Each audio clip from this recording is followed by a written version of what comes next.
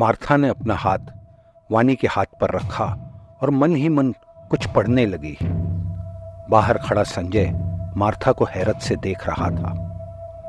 मंत्र जपते हुए मार्था ने अपनी आंखें बंद की और उसे वानी के साथ जो हुआ था वो साफ साफ नजर आने लगा।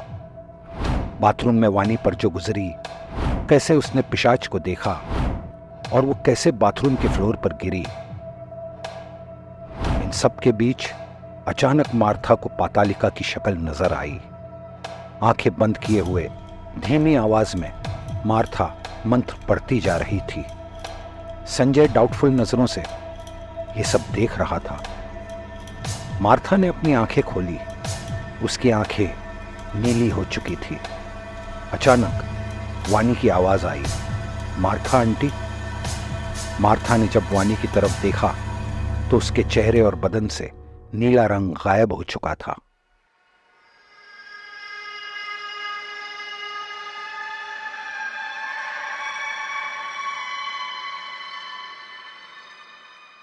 हमराज स्टोरीज देखने वाले सभी दर्शकों को प्यार भरा नमस्कार।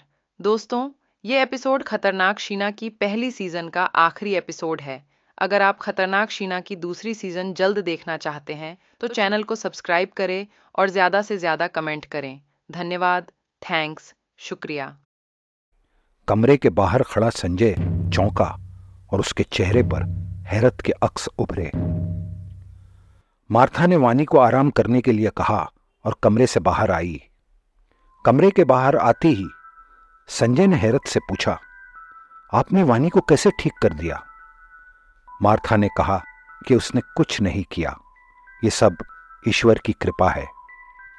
मार्था ने संजय से कहा कि उसे वानी और अपने बच्चे को अब अस्पताल में रखने की जरूरत नहीं है। संजय ने कहा वो अस्पताल से डिस्चार्ज लेकर वानी और बबलू को घर ले जाएगा। मार्था ने तीखे आवाज में कहा, नहीं संजय, तुम उन्हें घर नहीं ले जा सकते। संजय हैरत में पड़ गया। 1 महीने तक उस घर में तुम सब पर खतरा है। 1 महीना या तो तुम्हें किसी होटल में या किसी रिश्तेदार के घर रहना पड़ेगा। मार्था ने कठोर आवाज में कहा। कुछ देर पहले जो संजय ने देखा था, उसके बाद मार्था की बात न मानने की बात वो सोच भी नहीं सकता था। उसने मार्था से कहा कि वो 1 महीने के लिए किसी होटल में कमरा बुक कर लेगा।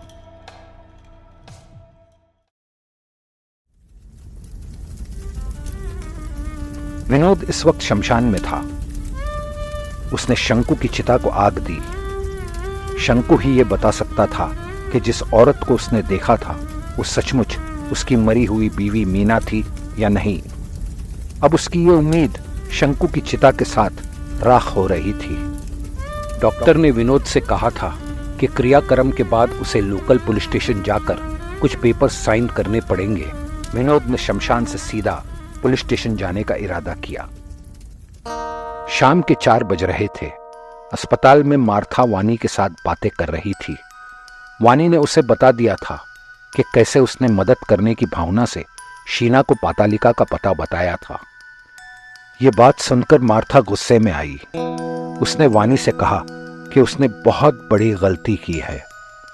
उसी वक्त सुमन और रजत कमरे में दाखिल हुए। सुमन पर नजर पड़ते ही मार्था पहले तो बुरी तरह चौंकी, फिर उसने अपने आप को काबू में किया। वानी ने मार्था का इंट्रोडक्शन सुमन और रजत से करवाया।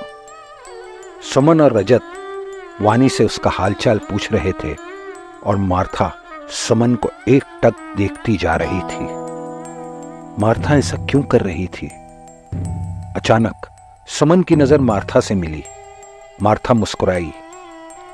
सुमन को उसकी मुस्कुराहट में एक अजीब सा अपनापन लगा।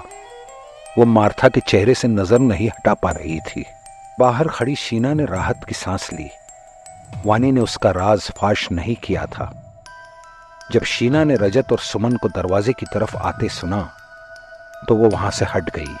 कमरे से रजत और सुमन के जाने के बाद वानी ने मार्था को बताया कि ये वही सुमन और रजत है जिन पर शीना काला जादू करवा रही है।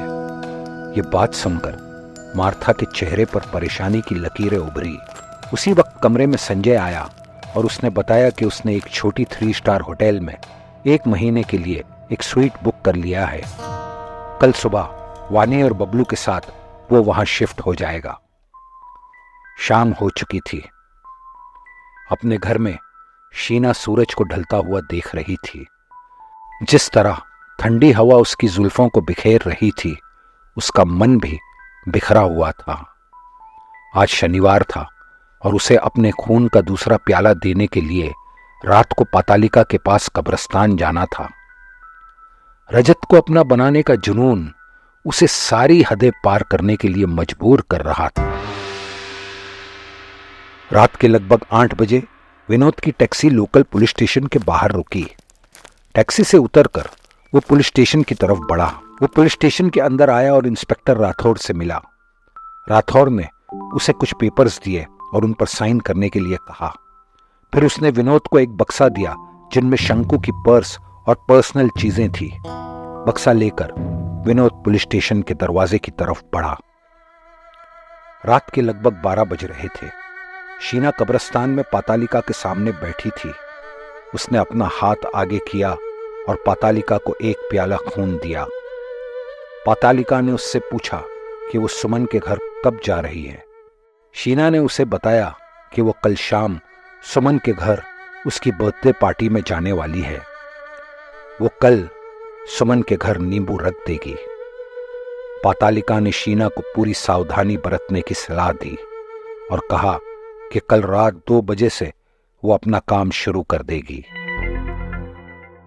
वहां अपने होटल के कमरे में विनोद अपने कपड़े सूटकेस में पैक कर रहा था। शंकु के देहांत के बाद अब उसका शहर में रहना बेकार था। पता नहीं शंकु ने किस औरत को देखा था जो उसकी मरी हुई बीवी मीना की तरह दिखती थी। उसे जरूर गलतफहमी हुई होगी। कोई मरकर कैसे वापस आ सकता है। अचानक विनोद की नजर टेबल पर पड़े शंकु के सामान पर पड़ी जो उसे पुलिस इंस्पेक्टर ने दिया था। उस सामान में शंकु का टूटा हुआ मोबाइल फोन भी था।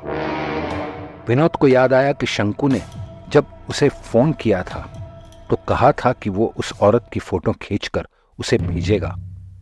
अगर शंकु ने फोटो खींची होगी तो वो जरूर उसके टूटे हुए मोबाइल के मेमोरी कार्ड में होगी। विनोद ने शंकु के मोबाइल फोन से मेमोरी कार्ड निकालकर अपने फोन में लगाया।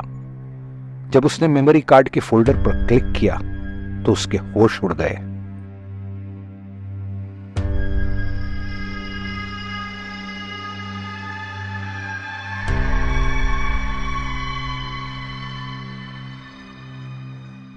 फोन स्क्रीन पर जिस औरत की तस्वीर दिखाई दे रही थी वो हूबहू मीना जैसी थी, सिर्फ कपड़े मॉडर्न थे। विनोद सख्ते में आ गया। उसने फैसला किया कि जब तक वो इस औरत को नहीं ढूंढ लेता वो इंदौर वापस नहीं जाएगा।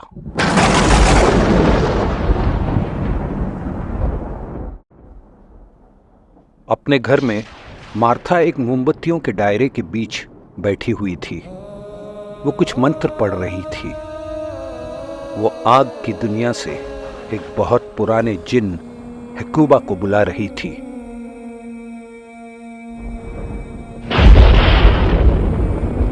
हेकुबा आग की दुनिया में रहता था।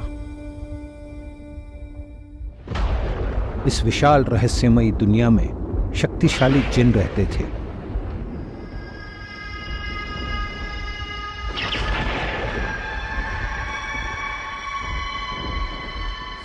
आग से बनी इस दुनिया का अस्तित्व एक अलग डायमेंशन यानी कि एक अलग आयाम में था। हेकुबा की उम्र 100 साल से भी ज्यादा थी। उसके कई रूप थे।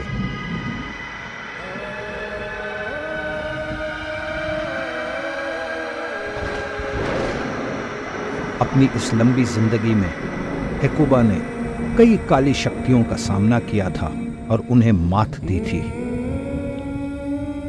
वो एक बहुत शक्तिशाली जिन था।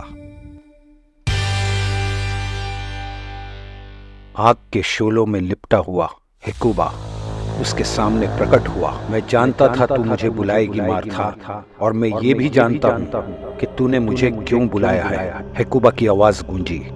सुमन की जान को खतरा है हेकुबा, मार्था ने धीमी आवाज में कहा। जानता हूँ, और इसकी वजह सिर्फ तू है मार्था। मैं? मार्था ने हैरत से पूछा। हाँ तू। 2 साल पहले तूने वानी को पातालिका के पास मदद मांगने के लिए भेजा था। एक बुराई को खत्म करने के लिए तूने दूसरी बुराई का सहारा लिया।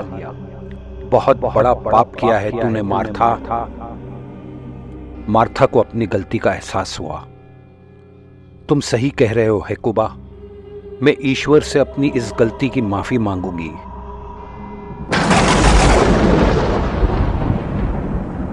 गलती का एहसास माफी के दरवाजे खोल देता है। पूछ, क्या पूछना चाहती है? क्या मैं सुमन को बता दूं कि वो कौन है? मार्था ने पूछा। नहीं, हेकुबा की आवाज गूंजी।